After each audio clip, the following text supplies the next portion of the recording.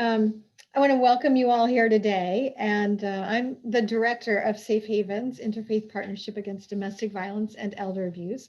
My colleagues Allison Morse-Katzman and Katie Ortman are here with us today as well. So I'm delighted that you're with us. This work is important because faith can be so powerful in the lives of faith-based survivors of abuse. So we really think this is an important work and important topic. Um, so from its beginnings in 1991, Safe Havens has provided technical assistance, resources, training, et cetera, in many diverse faith communities. And we know that the needs of survivors are complex. And to meet those complex needs, we need a community-wide response, including faith leaders and faith communities, we hope, as well as advocates, law enforcement, healthcare providers, lawyers, and other community allies.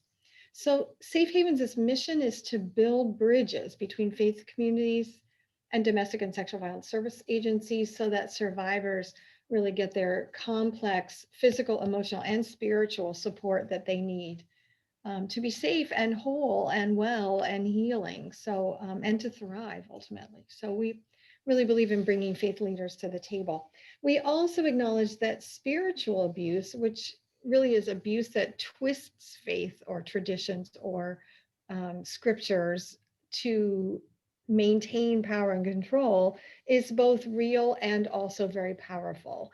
And so it's important to have faith communities leaders at the table as well for that.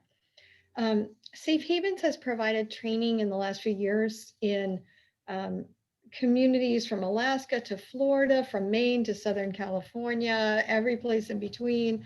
It's been a really wonderful ride. And in all those places, one of the questions we hear most frequently from faith leaders is, how do I help a person in my congregation who abuses their partner, their intimate partner? How do I be there for that person?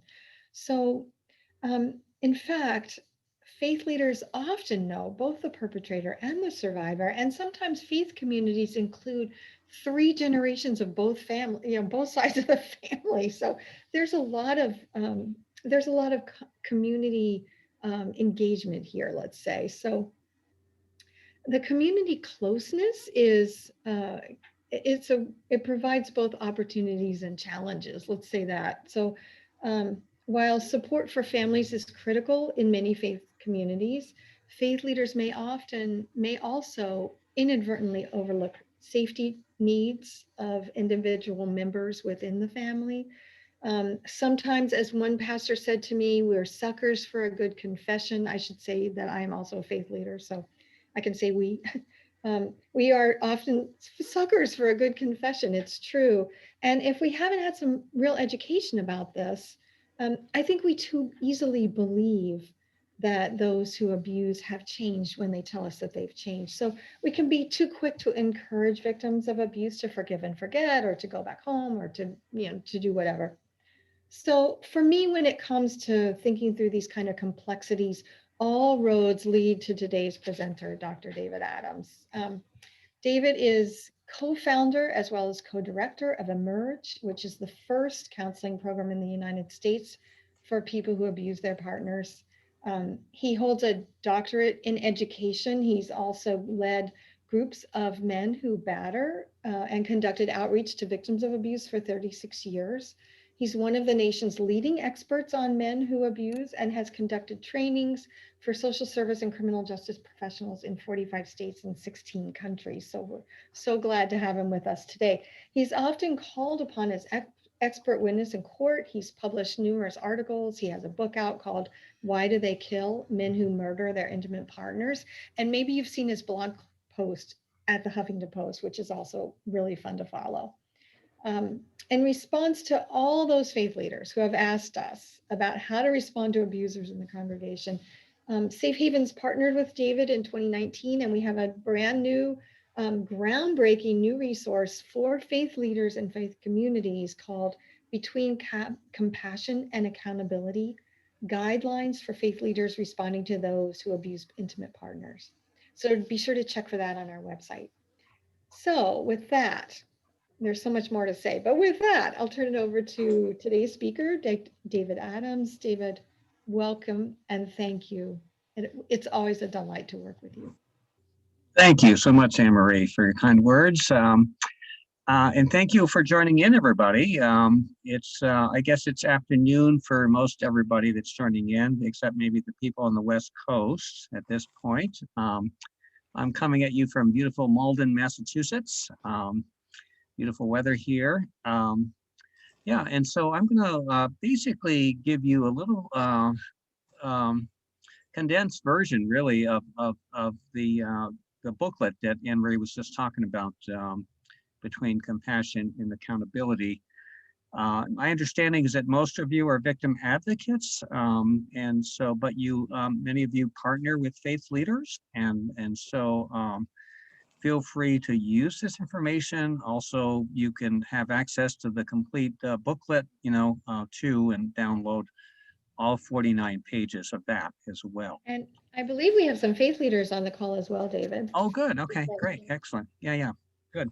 All right, and so I don't know if people have the ability to ask questions. Anne Marie, if they do, feel free to jump in. If you do have questions, I'm happy to sort of take them as we go, too, but also you can chat them as well. Okay, so I'm going to share my screen and look at our PowerPoints here. And let's see.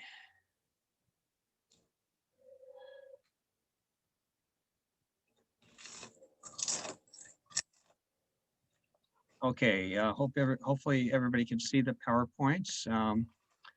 And so this really starts with what I call 9 myths about abusers and how they still matter. Because I think, as Anne Marie was just saying, I think that faith leaders, but also many other interveners, I think are dealing with these myths, right? And so even victims of abuse sometimes subscribe to these myths about abusers. And I think that really what I like to do, and I think what is helpful, is to kind of get beyond those myths, right? Because I think all of these myths really are ways that abusers end up avoiding, not just avoiding accountability, but even in some cases avoiding detection altogether. And that is particularly true of this first myth that abusers are easy to identify, that you would know an abuser if you saw one in your neighborhood, in your faith community, at your workplace. And it turns out that that is only true for about a quarter of abusers. A quarter of abusers are easily identifiable because they act out their abusive behavior towards other people other than their partners and their children. And so they kind of make it easy for us in a way. And therein lies the problem, because 1/4 is actually a pretty substantial subgroup. If it was smaller than that, if it was 10%, then we'd kind of move off of that stereotype. But because we have a substantial number of abusers that keep kind of reinforcing the stereotype, we keep looking for that type of person to tell us who an abuser is. And I think just recently with the Me Too movement, we've had a lot of attention to that issue, right? I mean, we've had a lot of attention to people celebrities that have been very likable in their public image, and yet there's allegations of abusive behavior in their private lives. I would go so far as to say that the average abuser is more likable than their victim. The average abuser is more likable than their victim. Even in homicide cases, and as Anne Marie said, I wrote a book about homicides. What do the neighbors generally say about the killer? Somebody want to chat an answer to that, or say an answer? What do the neighbors usually say about the person who killed their intimate partner?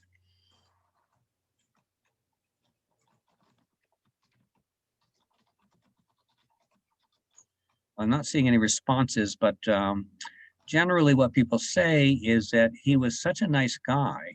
Mhm. I didn't know that he was capable of doing that in cases where the abuser is a male. Um, he was likable. He was helpful around the neighborhood. He was coaching the soccer teams and so forth. And so um, there was just a very positive public persona. Um, and usually I ask people to think about what makes the victim less likable in homicide cases. And generally, what people say is the victim came across as less social, as less maybe trusting of other people, and maybe even came across as the more angry person in the relationship. And of course, those of you who are victim advocates, you know exactly why that is, because you know that domestic violence affects victims a lot more than it affects those who perpetrate domestic violence. And so victims come across as distrusting and sometimes angry and unhappy. Um, and I think human nature being what it is, we kind of tend to judge people according to how they come across to us and without knowing the background. And so that very much that very much further isolates the victims of domestic violence. Um, and I think, generally we do one of two things when we hear an allegation of domestic violence against somebody whom we really like. And a lot of people have had that experience, haven't we? I mean, even if it's just a celebrity that we really liked. Um, but I think one thing that people do is that we tend to say, well, that person hasn't been adjudicated, hasn't been found guilty. So therefore, it wouldn't be fair to assume anything, right? And yet, how often do cases of domestic violence end up being adjudicated in a court of law? And so that very much works against the victim because people are kind of waiting for some sort of final proof that the person has been abusive and which never comes sometimes. Um, I think another thing that people will do is it will kind of like compartmentalize the information. And so we'll say, okay, well, maybe that's true and maybe that's not true. But I'm not going to let it affect my relationship with that person, the alleged abuser, that is. And so because that wouldn't be fair. And so we kind of carry on being friendly and nice to the person who's alleged to be abusive. And that also very much tends to make victims feel more isolated because victims are looking for validation.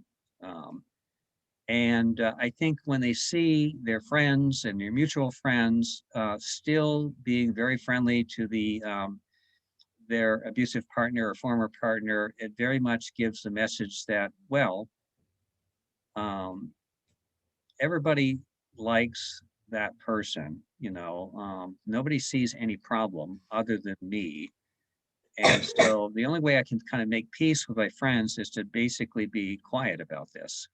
Okay. There must be something wrong about me. And so that's kind of how it plays out, I think, for a lot of victims. And I think I've seen that a lot in places of worship as well. And so this is how it looks like to a child. And so this picture was drawn by a child whose father was abusive to his mother. And the reason why the caption is in Spanish is that this was done at a program in Mexico, which kind of operates as a child witness to violence program. But even if you can't read Spanish, you can probably figure out what the child is communicating about his father. Um, and so Generally what people pick up on here is that the child basically is saying that his father is two different people. The character on the right is how he comes across to everybody else, and the character on the left is how he comes across to me and mommy. And so this is what creates so much confusion for children of domestic violence. Um, that there's this disparity between how their father is at home and how their father is seen by everybody else. And the caption um, let's see if I can get this to move here. I can't for some reason, okay, here it is. Um, a 14-year-old boy who's saying, I'm not going to judge him for his actions since he gave me my life, but he is irresponsible.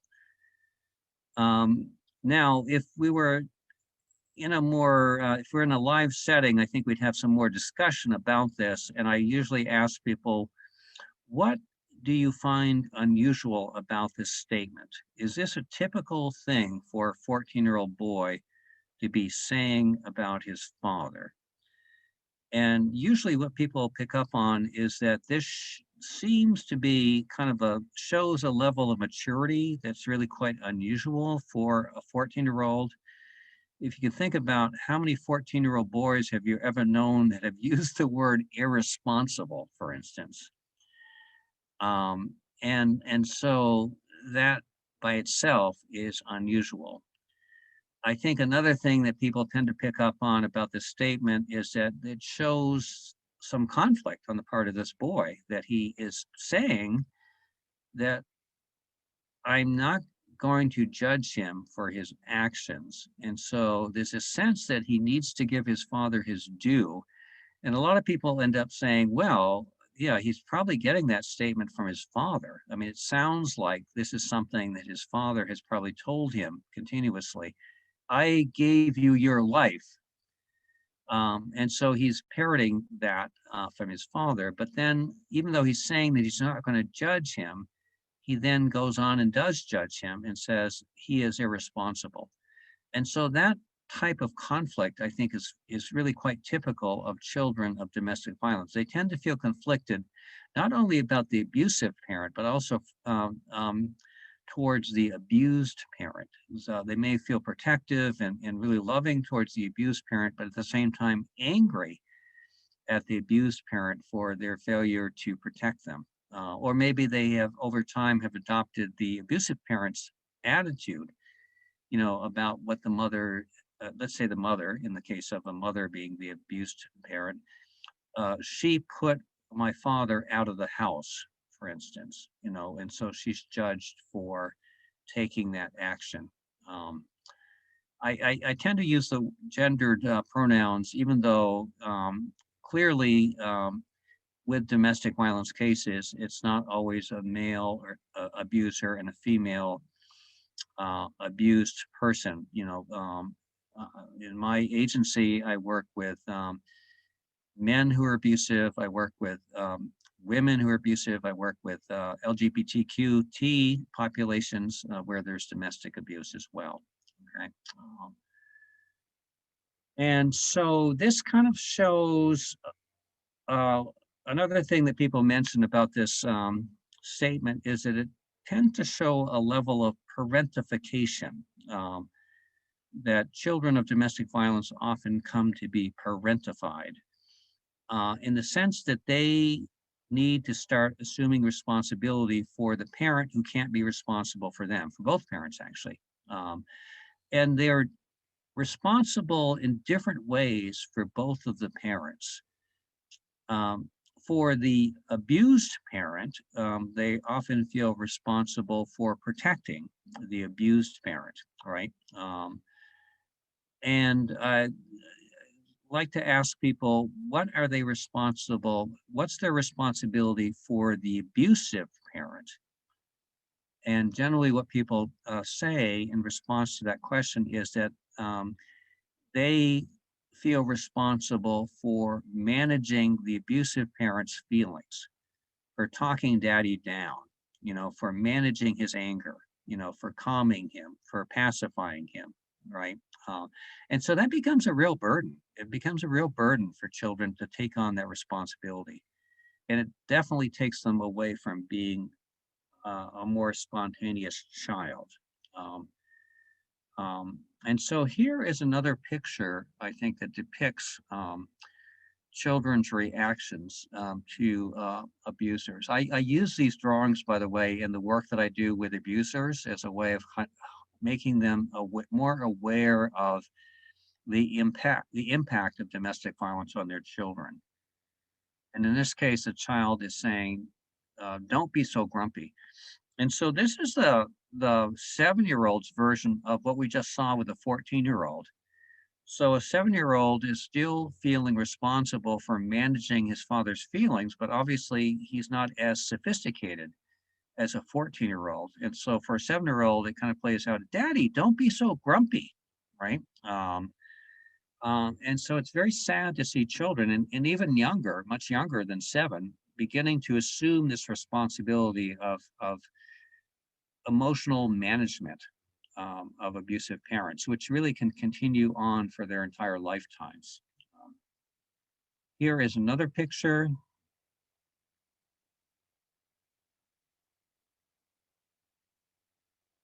Um, and this is how I see my father, because he often gets angry and drunk and his eyes turn red. Which I think is really, I think, demonstrating another aspect of children who grow up with domestic violence, which is hypervigilance. And so we know that victims of abuse in general become hypervigilant, and that is often a kind of a symptom of post-traumatic stress disorder. But I think that also children become hypervigilant. They begin to, as a kind of a sheer survival tactic, begin to feel that they need to kind of carefully observe um, the abusive parent's feelings. Um, because their feelings, become kind of a predictor of their behavior, And so this child is observing that his father gets angry and drunk and his eyes turns red. And that's kind of a predictor that he may become abusive. Okay. Um, and so let me just show you another example of that.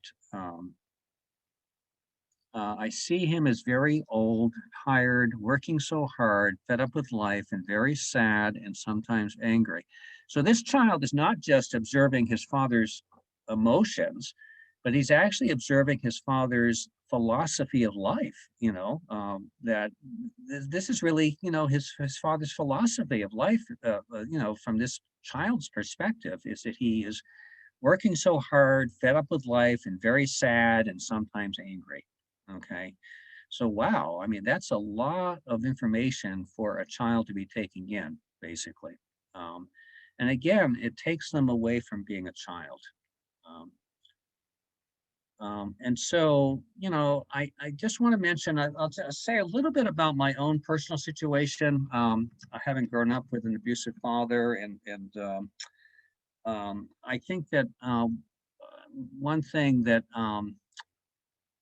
I like to mention is that there were 4 children in our family, and my father was very abusive to my mother, but also to all 4 of our children, all 4 of the children. And my younger sister, in some ways, got the worst of it. My father, after our mother died, so my mother died at age 42 of heart failure, and it was very related to my father's abusive behavior. He had denied her medical care. Um, um, and so she was in poor health, very much, I think, um, because of my father's abusive behavior. She was very isolated. We lived in a very small town in Vermont. And so after our mother died, my sister, who was 15 at the time, was beaten so severely by our father that she ran away from home, and she took refuge with the town pastor. And it ended up in court, and my sister ultimately was adopted, or actually the town pastor became her guardian. Um, and so she was allowed to remain with the town pastor in our little town, Methodist church. And so it was very traumatizing for the rest of us to lose our sister, because the pastor and his family moved away from the town shortly after that. And so we didn't see her for another 5 years after that. And so now, however, my sister is 62 years old, and she has spent her entire life um, basically being responsible for our father. Um, and she has more or less forgotten the fact that her father was ever abusive, and becomes very angry at the rest of us for even raising that issue. And has made extraordinary sacrifices in her life, to take care of father. It's almost as if she is just forever trying to gain our father's approval, which never comes, by the way, because my father is still a bully, and still yells at her, criticizes her for anything she's not doing for him, even though in the nursing home where he resides now, she takes him to lunch every single day. She makes him dinner every day, so he'll have the option of having her dinner rather than the nursing home's dinner. And she takes him to dialysis 3 times a week, which is a 4-hour process. And she's been doing that for many years. And so it's never enough, though, for a father, because he's just always complaining about what she is not doing for him. And so it's very painful to see that my father still mistreating my sister. And my sister's very angry at the rest of us for being more removed from our father and not being so much involved with him.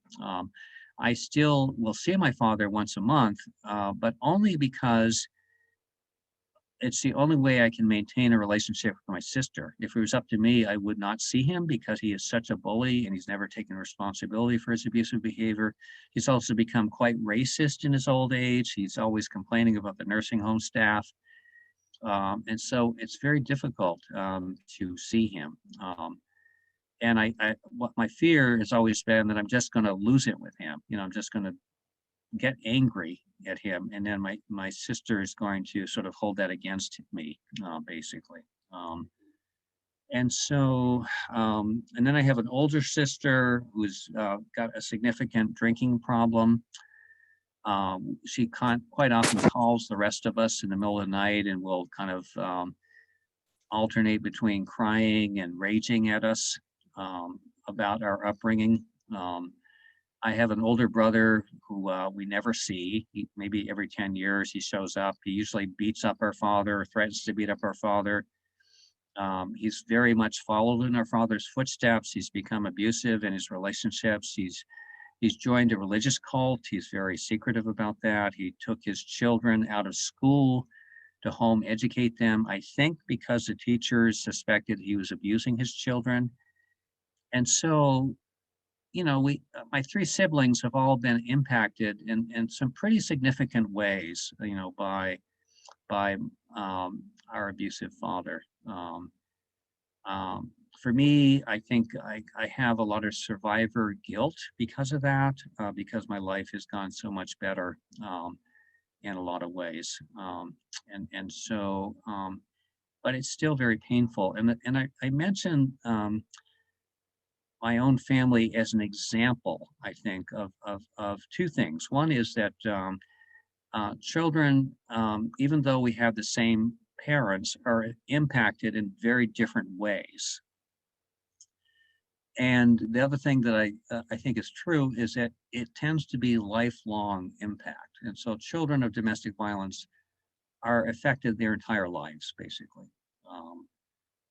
And I think that is something that is important for clergy, for faith leaders to know. It's important, obviously, for victim advocates to know that many of the people that we know are adult children of abusive parents, basically, and that there are very long-lasting impacts for that too. If I had more time, I'd talk about the impact on me, but I think I'm going to move on in the interest of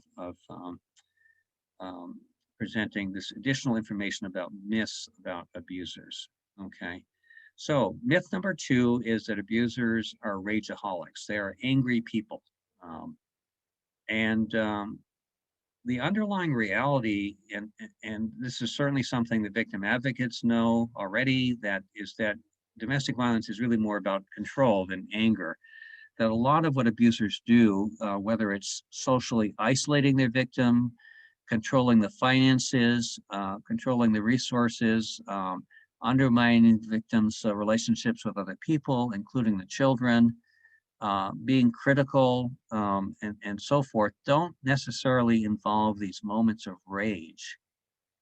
And yet we keep looking for rage as an indicator that somebody is abusive, right? And again, as I have said already, most abusers don't act out their rage towards other people in their lives. They come across as the opposite of angry, very often. They're very likable. And so that again tends to make victims feel that there's something wrong with them, or that he's generally fine. He's just, except he loses it sometimes. My abusive partner, it's a problem of anger, um, rather than control. Myth number 3 is that abusers lack skills, and you can see some of the skills that abusers supposedly lack. But I think we have already talked about how abusers have certain skills. They certainly have social skills, as I've already talked about, but they also have these 3 skills. There's a real skill set involved to being an abuser. And so they have control skills, they have manipulation skills, and they have the ability to really um, influence how they come across to other people. Um, and quite often they do that through a combination of being charming, and ingratiating, but also um, undermining their partner's reputation to their friends. Um, and we see that being played out in many different settings, including faith communities. And here, if you want to break it down even further, these are some of the skills that abusers actively employ to avoid responsibility, and also even to avoid detection altogether. Okay, these are the skills that they use to influence other people in their lives, and also to undermine their victims.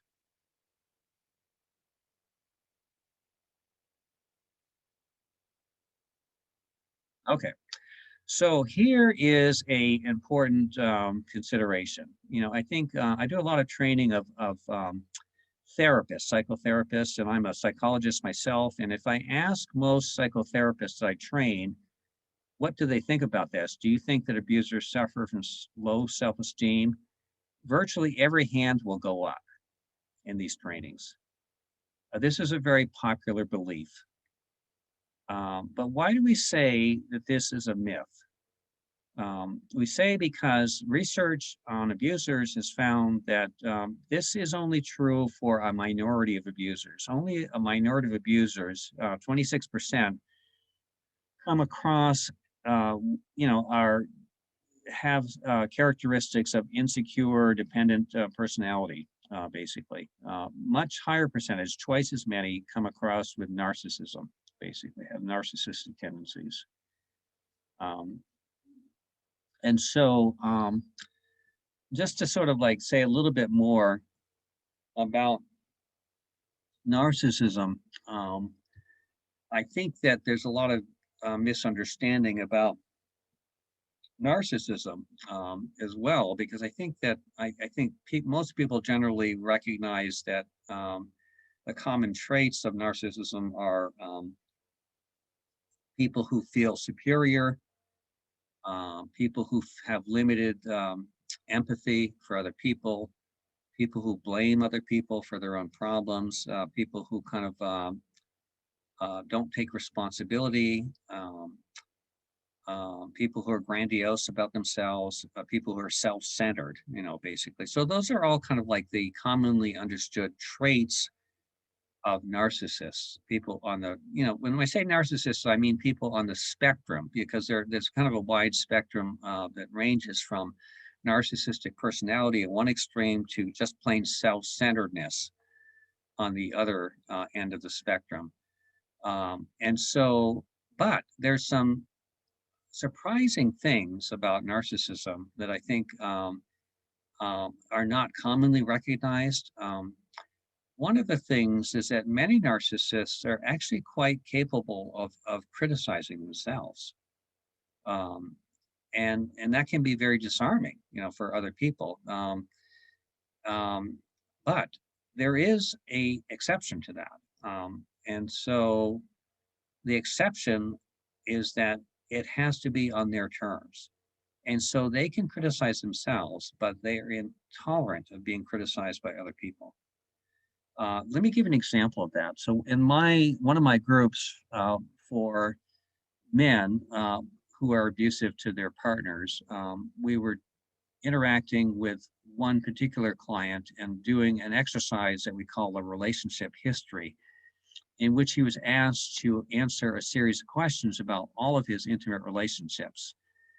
And he basically was saying that he used to be a player with women, that he used to have lots of women, and that he was actually being quite self-critical in how he characterized his past relationships. He's basically saying, now I'm a reformed person, by the way.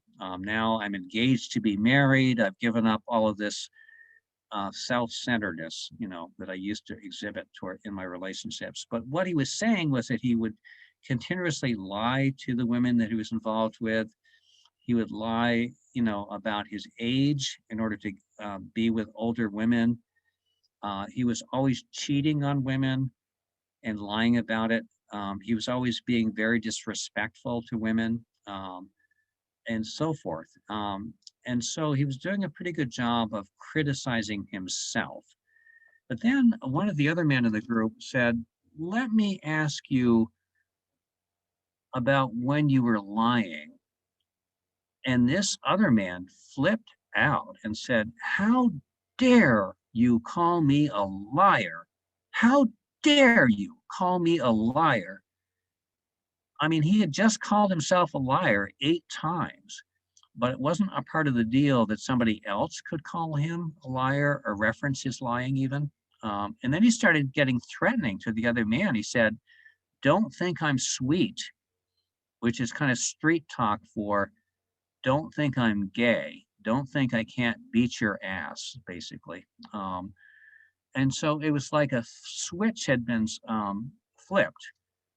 And this man who had previously been very, seemingly self-reflective and self-critical had all of a turned back to being very abusive and menacing. And that is the experience that many victims of abuse experience, that literally in the same sentence, their abusive partner can alternate from being tearful and apologetic to raging just a few seconds later.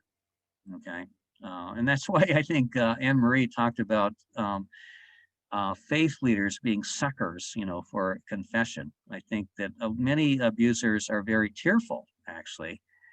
And I think faith leaders can sometimes interpret the tearfulness as a sign of change, when in fact it quite often is a sign of manipulation, too.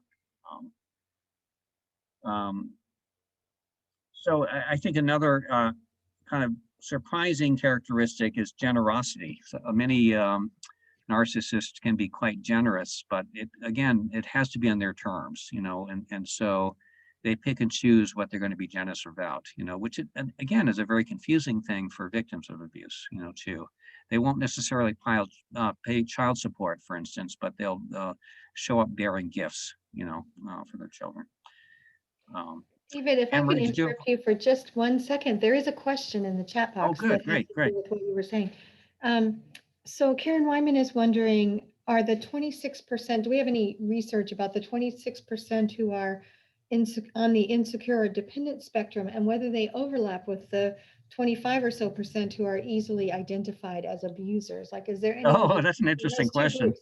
Yeah, Yeah, it's a great yeah. question. I had to throw it in.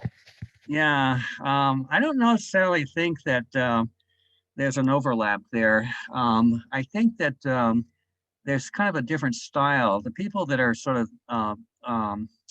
dependent are, for the most part, sort of like sad sacks, basically. If you know, like Eeyore type of personality. If you want to go, if you remember the character Eeyore, and so they don't tend to be ragers for the most part.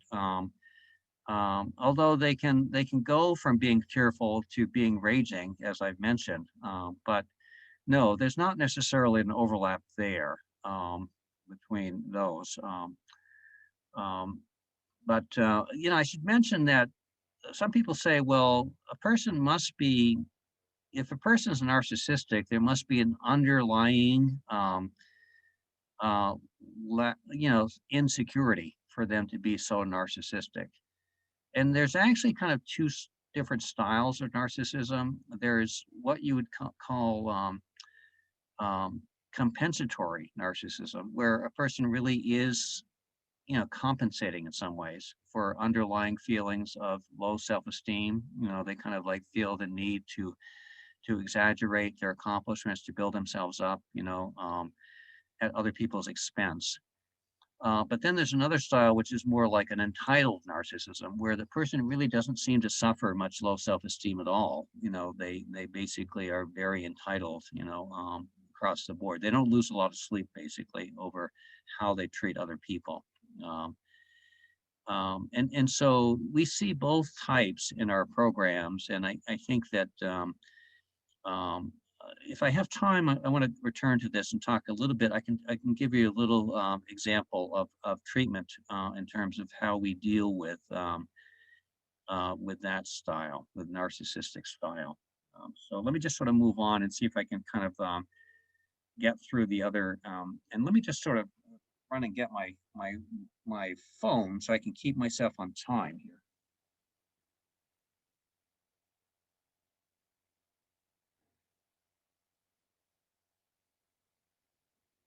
Right. Okay, so moving on to the next, so that I'm not going to spend a lot of time on this one because I think that they're basically, the finding is that most abusers don't have mental health problems in any greater proportion than non-abusers. And yet I think that there's a tendency for people to see if somebody has bipolar disorder or depressed, for somehow that to be seen as being a causal factor, when in fact it's most people with bipolar disorder are not abusive to their partners, right? And so there's two separate problems there.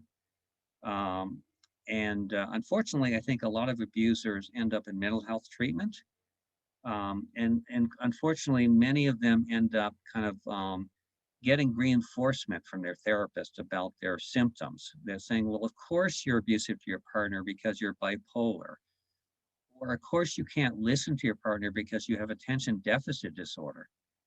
And so that is one of the real problems that we talk about in our guidebook, is that many abusers are getting the wrong type of treatment, which ultimately only reinforces their abusive attitudes or thinking about their partners. And it actually reinforces their sense of themselves as victims, because part of narcissistic personality or narcissistic tendency is to kind of like um, think, not to sort of see yourself as being privileged or having privileges, but to sort of see yourself as in the opposite way of seeing yourself as being burdened. And part of what narcissists do is they exaggerate, or they kind of like overvalue their contributions to relationships.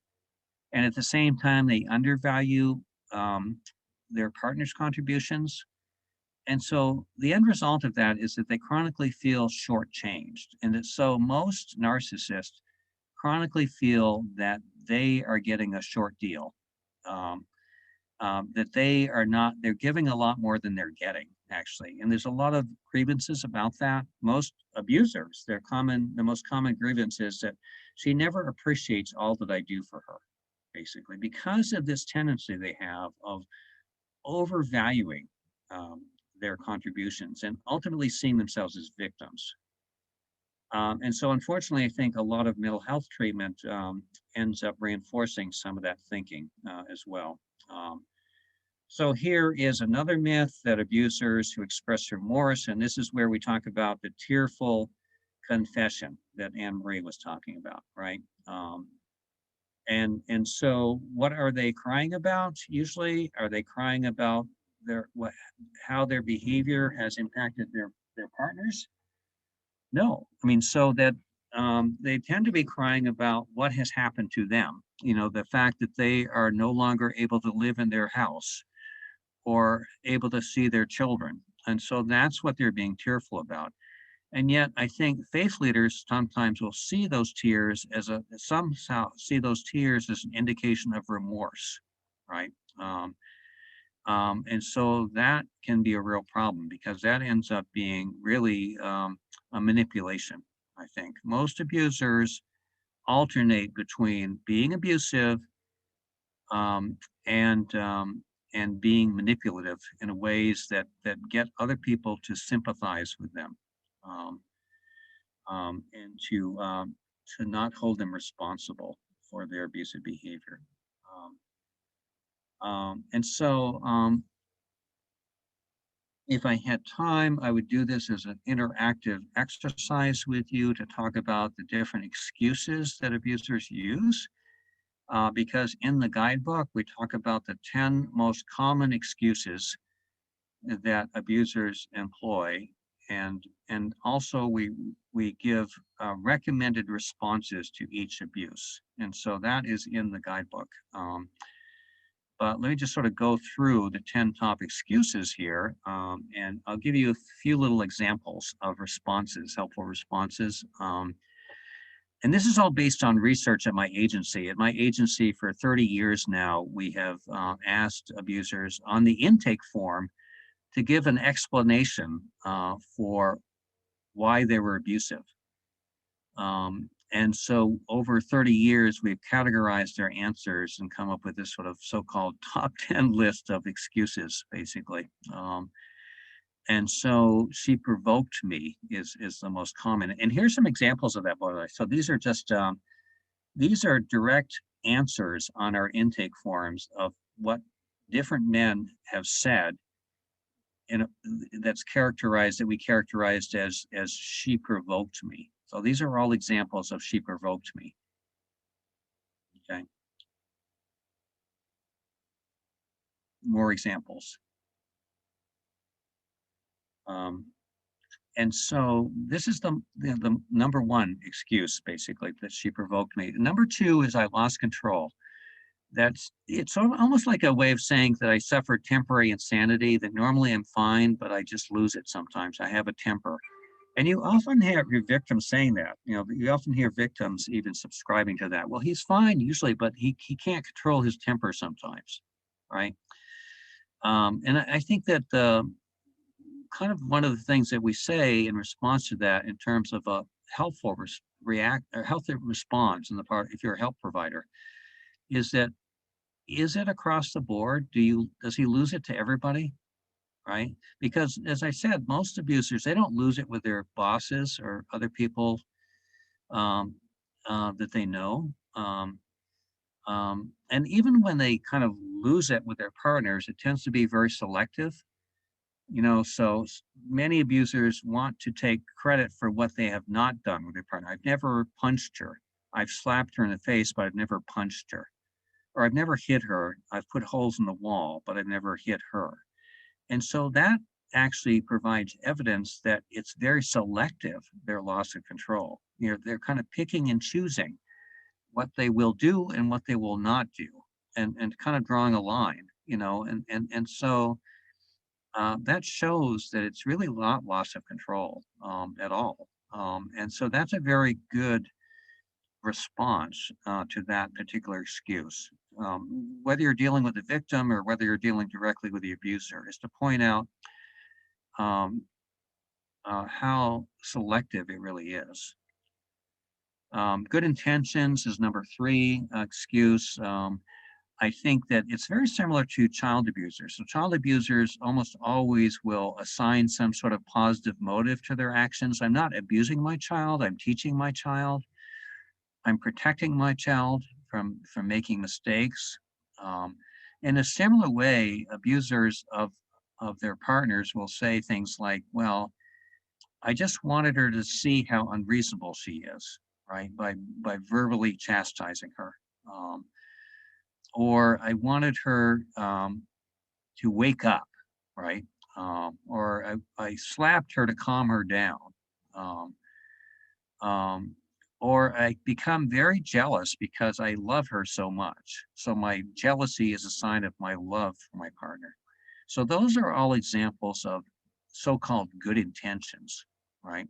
Um, and then you have fourth on the list, frustration and stress. Then you have alcohol or drugs. And again, I think that a helpful response there is basically to say that point out that it's not necessarily always true that a person is abusive when they're um, when they have been drinking or drugging.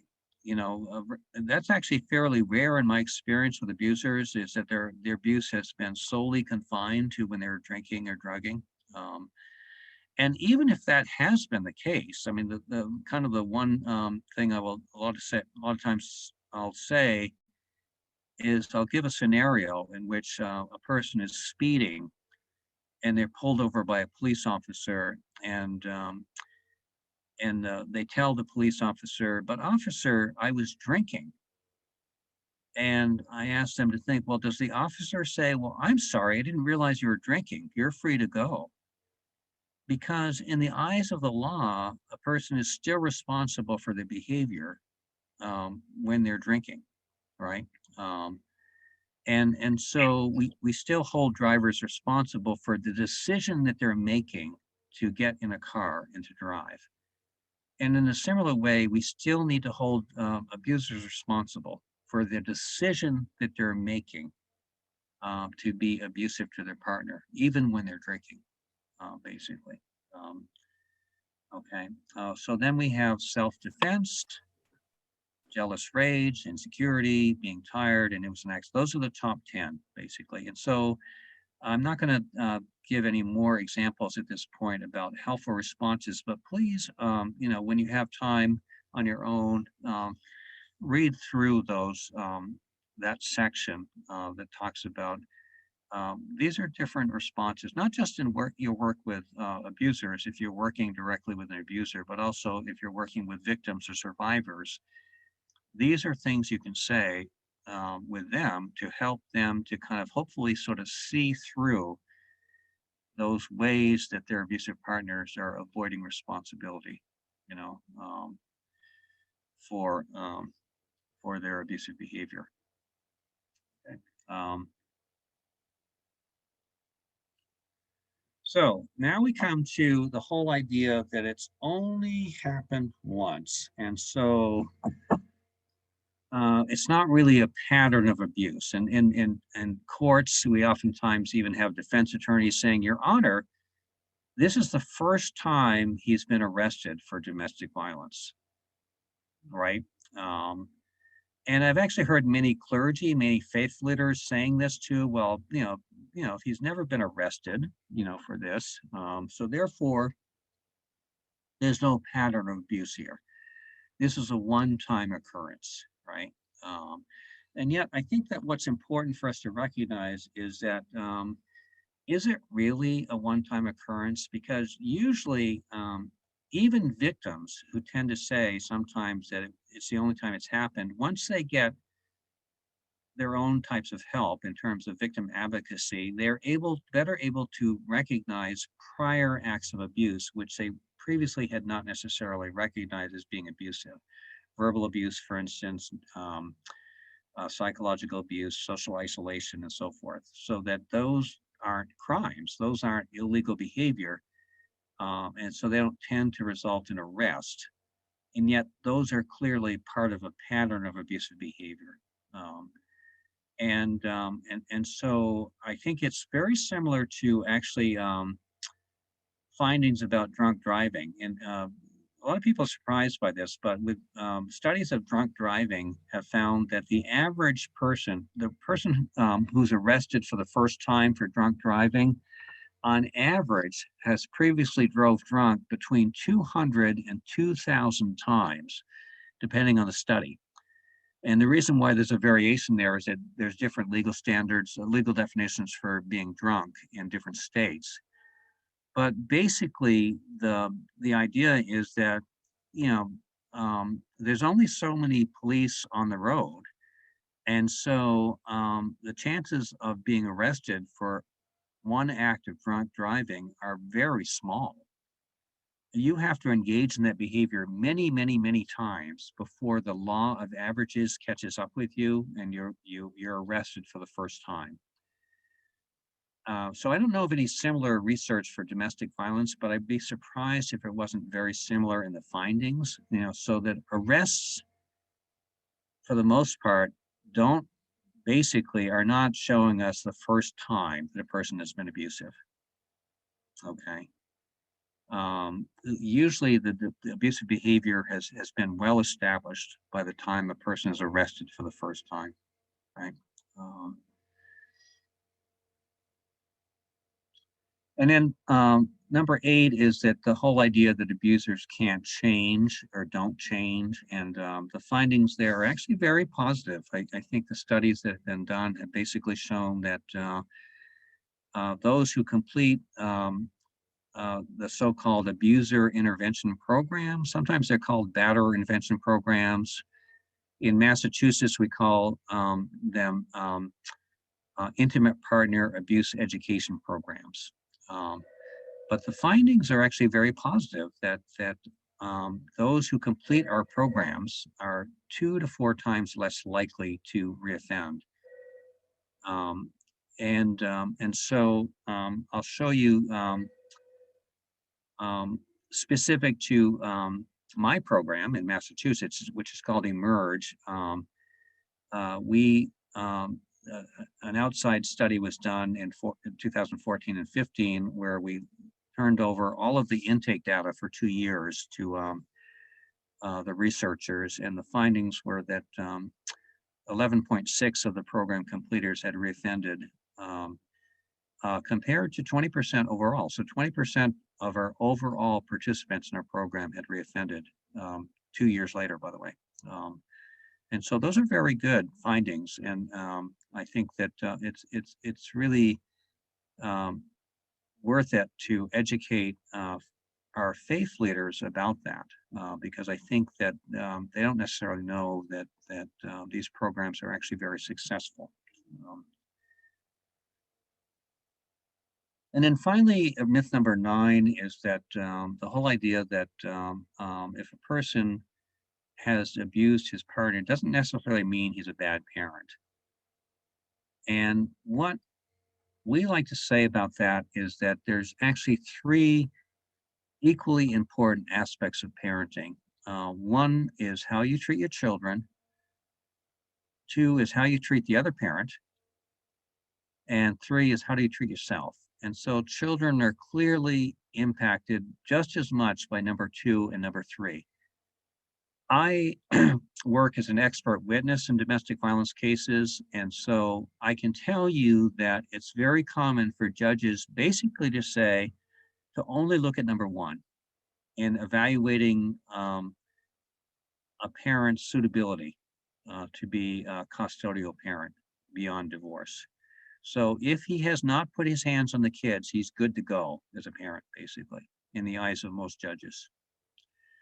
And as a result, the sad situation is that there are many abusive partners who actually not only uh, are given co-custody, joint custody, but many of them actually even get sole custody of their children because they're so good at discrediting um, their um, their former partners.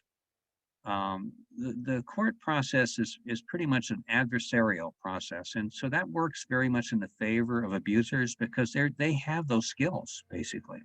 They're very good at discrediting their partners. And so usually the counter accusation that they make in court is one of parental alienation. So they basically are accusing their partner of basically exaggerating or making up abusive behavior for the sake of alienating their children from them. And so that ends up being a very successful strategy. Um, and it's why it's part of my mission or my job as an expert witness to help judges see through that, basically, to see that this person is very likable, very charming. They usually have lots of character witnesses that they bring to court. They may even have a new partner who is putting on a big show for them in court. And yet they were abusive in their relationship there. And they tend to be abusive in ways that they continue to be abusive. Abuse doesn't end at divorce. The common patterns that we see is continuing to badmouth the mother to the children, continuing to undermine the mother's relationship with the children, and continuing to make their children feel guilty for their affection for the other parent, basically. So the children oftentimes will end up feeling divided loyalties, basically. They feel like they have to choose sides. I'll mention just a couple of examples from my book. So as Anne Marie mentioned, I wrote a book called Why Do They Kill? Men Who Murder Their Intimate Partners. And it's based on interviews that I did with incarcerated killers of their partners in Massachusetts. I did 5-hour interviews with each of the killers. One of the things I asked them about was their upbringings. And most of the killers had abusive fathers. About 65% had abusive fathers. I'm sure it was actually higher than that because some of the killers would say, well, yeah, my father used to beat me, but I deserved it, basically. So they had so internalized that behavior that they didn't think of it as abusive. But one of the killers that I interviewed said to me, I was so tired of being afraid. And what he was saying, as a child, he was afraid of his father. But then I was attracted to my father's attitude, which is to do unto others before they do unto you. And so then what he went on to describe to me was having left his mother's home when he was 12 years old to go live with his father in Baltimore. And his father was a career criminal. And his father sort of taught him the ropes, so to speak. And so they began to do crime together when he was a teenager. And he said, we was a team and nobody could beat us. And I asked him, well, were you still worried about your mother? And he said, well, naturally, I was worried about my mother. But then again, somebody who lets themselves get beaten doesn't deserve my respect. And so this was really quite a shocking statement. But I think it's quite common for victims of abuse to see their children all of a sudden switch from being their protectors or being on their side, so to speak, to all of a sudden identifying with the more powerful parent, right? So he wanted to join the winning team, this little boy at 12, age 12. And part of identifying with his father was not only copying his father's abusive behavior, but also identifying with his father's attitude that people who let themselves get beaten are not worthy of your respect, basically. So he was contemptuous of so-called weak people, okay? Another of the killers said to me, my brother Elroy used to beat me up every day, but I couldn't do anything about it because he was my father's favorite. But then one day I beat up Elroy real bad, and I was my father's favorite after that. Again, so you kind of see that same thing, this sort of sad, very, very sad way that children of abuse kind of attempt to kind of try to forever rid themselves of fear and vulnerability by taking on the characteristics of an abusive parent, right? Um, um, Okay, so let me stop at this point and see if there's any questions or comments that people have. We do have one, David, here from Sally Lehman Hall. She's asking, would you agree that banner programs can vary widely? And if so, what components tend to be included in successful programs that are missing in ineffective programs? Hmm, Sally, thank you for that. Really. Great. And where are you from, Sally?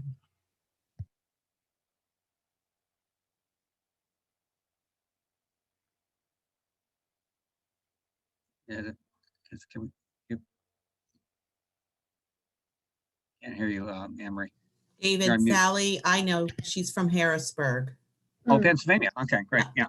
Yeah. And so, good question, Sally. So there's a lot of, as with any other kind of program, there's good programs, there's bad programs, right? And so, best practices, one of the best practices that the good programs have is that they do outreach to victims, basically. In Massachusetts, that's very much a part of our state standards to do very frequent and in-depth outreach to the victims, the partners of the people attending our program. And so that's important because we're continuously getting their perspectives, because it's quite possible for a person to be a good group participant, but at the same time continuing to be abusive to their partner. And so one of the things I've noticed about bad programs is that they don't do that outreach, and they, as a result, they tend to be overly optimistic about their clients, right? And they end up writing, very positive reports, too. And so that, I think, is a real difference maker between programs, is those programs who really kind of promote accountability, and accountability is really based on really having gaining the perspective of the input from the victims of abusive behavior, um, and um, and really kind of incorporating that into the program. Um, I also think that having partnerships with victim advocacy programs is a very important aspect of being a good practice. Basically, that is that again, we're kind of like continuously being informed by the perspective of victims.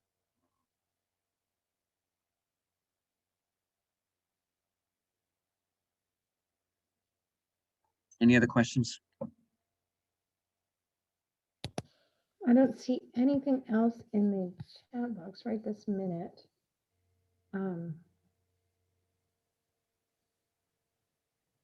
Yeah, nope, that's. No, that's good. I mean, so that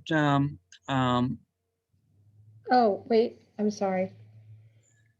Susan Vitale is asking, well, actually, Karen has a follow-up question. How important do you think the specific curriculum used is to effectiveness? And Susan Vitale is asking, is it a conflict of interest to see a client that attends the same church? so conflict of interest for who? For Yeah, a faith leader?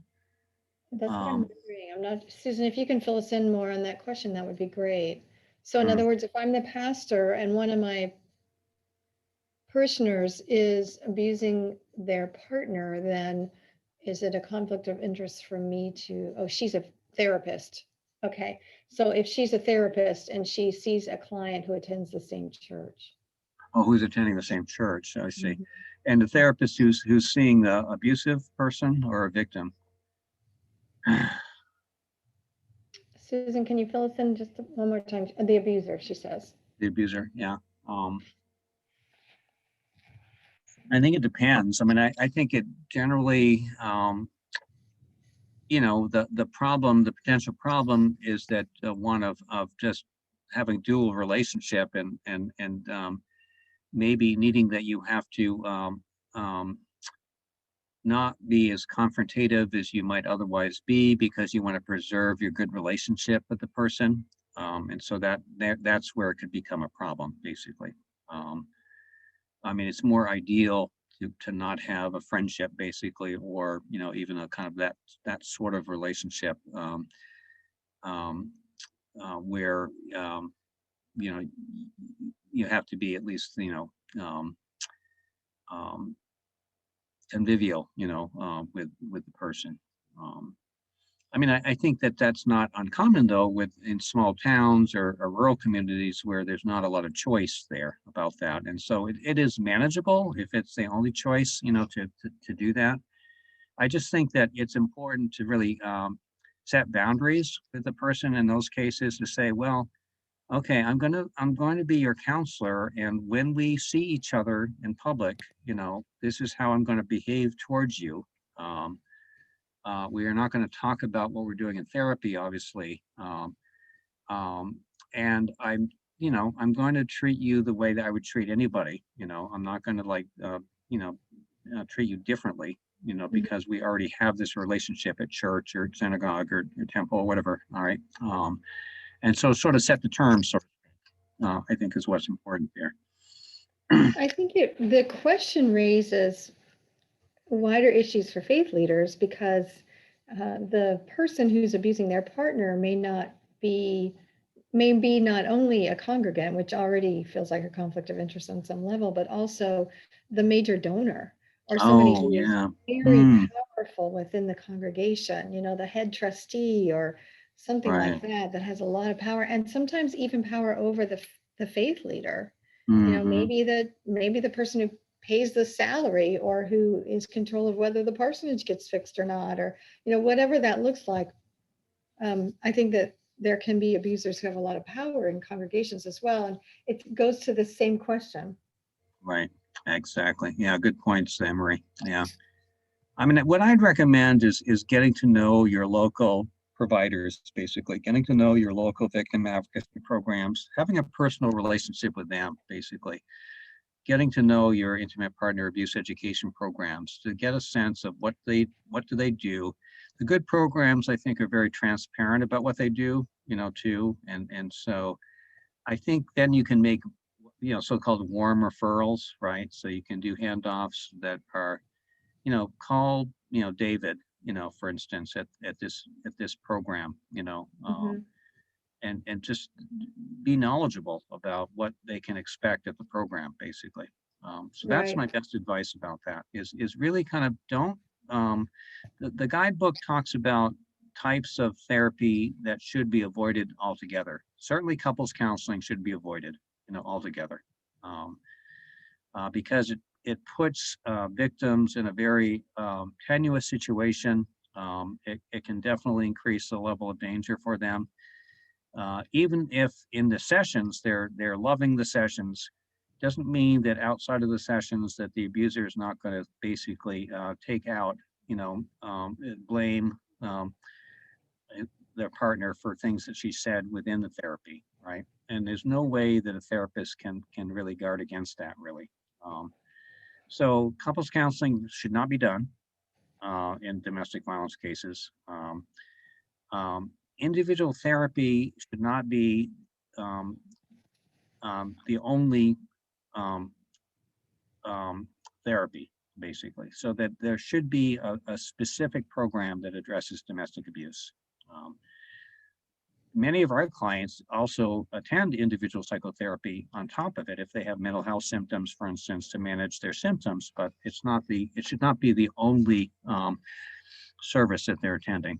Um, they should not attend an anger management program um, that really sees the sole focus, the sole problem as being one of anger, because that really is not at all addressing the real problem. Um, and so those are the types of interventions that really should be avoided. Um, I think just one good talk isn't going to do it either. I think there's a kind of we talk in the guidebook about so-called quick fixes that abusers commonly employ. And so, and one example of that is just having a tearful confession, as if that's the end of the story, basically. I think clergy end up sometimes, as Anne Marie said, being suckers for that, thinking, well, they've really learned their lesson. He seems genuinely sorry for what he's done, right? That may have been a part of their abusive behavior all along, is tearful confessions interspersed with violent abusive behavior, right? And so one good talk isn't going to do it, basically, right? Um, and I wouldn't try, I wouldn't try as a faith leader, I wouldn't try to be the therapist, basically. I would want to refer them to a program that basically is specifically designed to address this issue. Thank you, David. I don't at the moment see any other questions. Okay, well, thank you, everybody. And I guess you're going to move on to some small group exercises. So feel free. I think you have my email address that are on the slides. And again, I hope that you're able to download and the whole guidebook and make use of that as a resource, not just for yourself, but other people in your community as well. So anyway, thank you. David, before you leave, this is Allison from Safe Havens. I want to thank you again for your time. Everyone, please note that I did put in the chat the guidebook that David's referring to. It's at 221, the link for the resource between compassion and accountability. David, if you could just go to the next couple slides for me, because you're sharing your screen.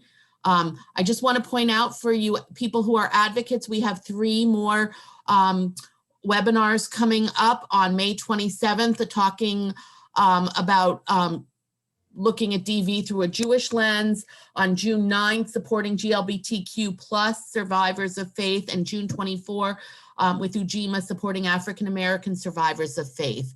If you could go to the next slide, one more, I think that'll be it, David. Oh, I think that is it. This is our contact information. If you can stop sharing your slide, if you would be so kind. And if you would like to leave, that would be great. Everyone, if you would turn on your videos now so we can see you. David, thank you so much. Again, it's always a pleasure to learn from you. We are going to the part of the program where we're actually going to talk about what we have just heard from David. And I'm just trying to get an idea of how many people are planning to stay. So if you're not planning to stay for the breakout sessions, this is your cue to leave.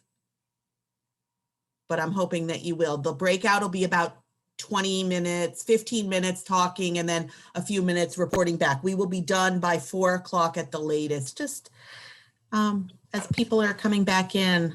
Thank you all for staying.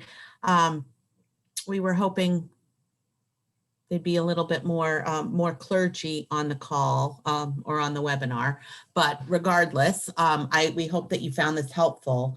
One of the things that we wanted to know was, what did you hear during David's presentation about people who abuse that you didn't know before, and what in the presentation stood out at you? And since we're just a small group, just unmute yourself and answer, please. I want to hear what your thoughts were and what your concerns are, and we'll go from there.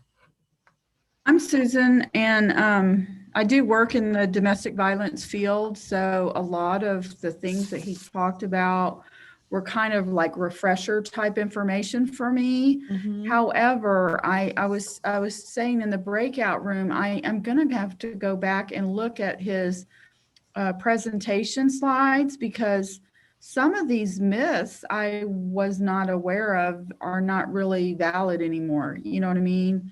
The one about the low self-esteem on the side of the abuser and talking about being more narcissistic than, a self-esteem issue. And then the other thing that jumped out at me is, I guess I didn't realize that there was a term for spiritual abuse, because quite often when I'm in a class and I have, I'll just pick a religion, it doesn't really matter, but, if like a Christian, I know some, Bible verses, but, if they're more versed in that stuff than I am, it really puts me in a very vulnerable position to manage how I respond to their, spiritual, manipulating the spiritual religion aspects to their advantage. Anne Marie. Susan, when you say that you're in a class, do you mean with people who abuse? Yes, I'm a You're state the therapist. state Oh. certified facilitator. Uh-huh. Oh, interesting. Oh, Okay. very interesting. What state are you? Georgia. Georgia. Mhm. Wow. So, yeah, one of the things we've seen consistently is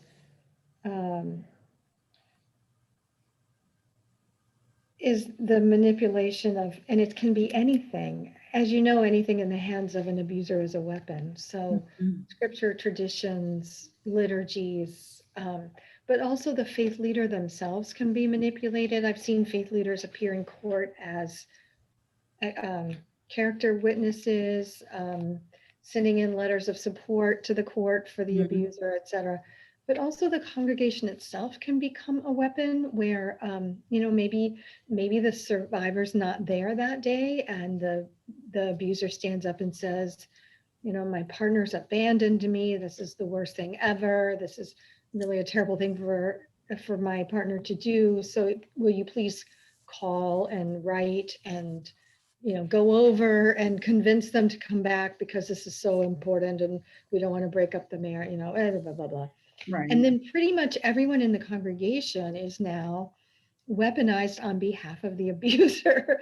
And the victim is getting multiple letters, phone calls, even getting invited out for lunch by someone in the congregation. And then the lunch turns out to be a harangue about how you're making the biggest mistake of your life by leaving.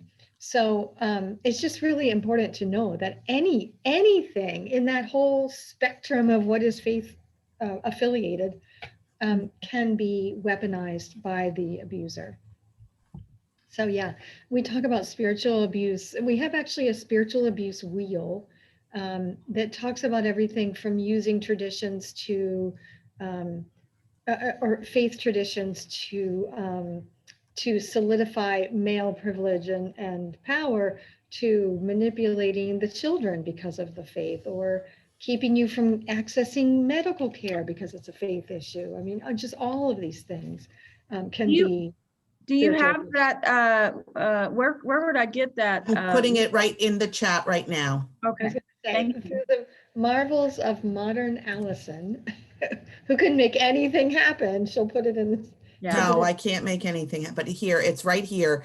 It's, it doesn't have a fancy name. It takes you to the document on our website. If you would like me to email it to you, just send me an email. Oh, that would be great. Yes, you would like me to email it to you? I will. And one of the interesting things too is that not only is spiritual abuse really important to a lot of survivors, but when we work with older survivors, we especially hear about this. So Actually, Erica put in the abuse in later life wheel yeah, that thank you. addresses spiritual abuse. Yeah. Yeah. Right. Thank you, Erica. Yeah.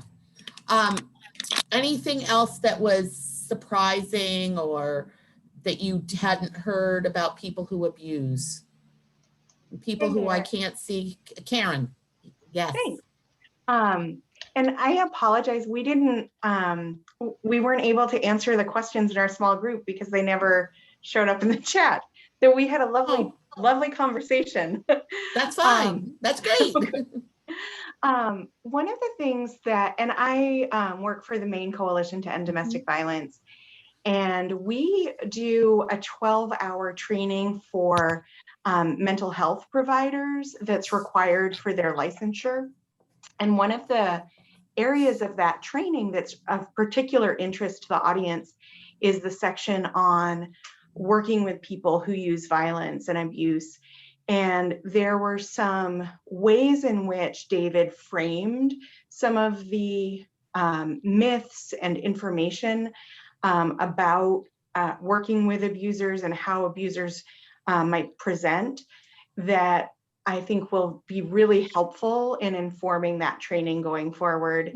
And so I'm looking forward to sharing information with that group of trainers as well as with Maine's network of intervention providers. Because I think also, like, while there wasn't brand new information, it was like put together in this really clear and compelling way that I think will help the folks in our state who are trying to reach people who use abuse and violence. So I'm really grateful. Thank you. Excellent. Karen, how long have you been at MCDV? I've been here just over 2 years. Okay, so you weren't there when we came and worked with MCDV. No, but you worked with my colleague, Sama Abdur-Rakib, I believe. Doing that. Yes. I hear great things about that training. Oh, yay. Okay, thank you. Sally, I have to just ask, because you're from Harrisburg, the Y, you weren't at our training, were you? We worked with the training. I think that was you that came up to the Y about 2 years ago. Was that about when it was? Yeah, I think so. Yeah, I was there. You were. Mm-hmm. Well, it's nice to see you. Did you want to add anything that was particularly concerning or new that you not so much with the information as with some of the way that statistics broke down. I was surprised that as many abusers are on that narcissism spectrum. And then there were some figures about, I think, how only a quarter of abusers are generally violent outside of their intimate partner. Actually, I thought it was less than that. So, some of those things surprised me. But, again, just the way that he framed things, I think was very helpful. And going through the different excuses and so forth. I think we've heard a lot of that from our victims. But just for it all to be put together like that was really helpful. Thank you. Does anybody out there that I can't see want to add anything?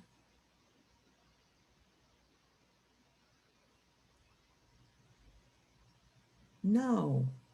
We've got other people. Okay. There's still other people listening in there, which is great. So, oh, there's Susan. Susan's back. Okay. I wonder what, well, obviously Susan knows the services in the area. One of the things that we found when we were doing trainings across the country, which obviously we haven't done so much right now, but that there's the services, the batterers intervention services, a lot of the DV providers, domestic violence service providers were never quite sure what was going on with the batterers intervention, or I can't remember the title that David used.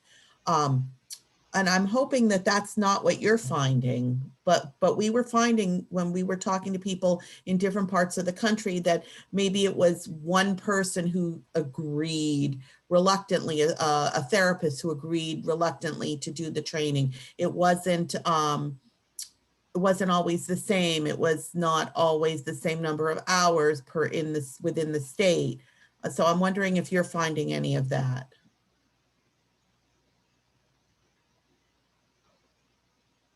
No? Yes. In our state, we have state standards that are, and programs have to be certified by the Department of Corrections.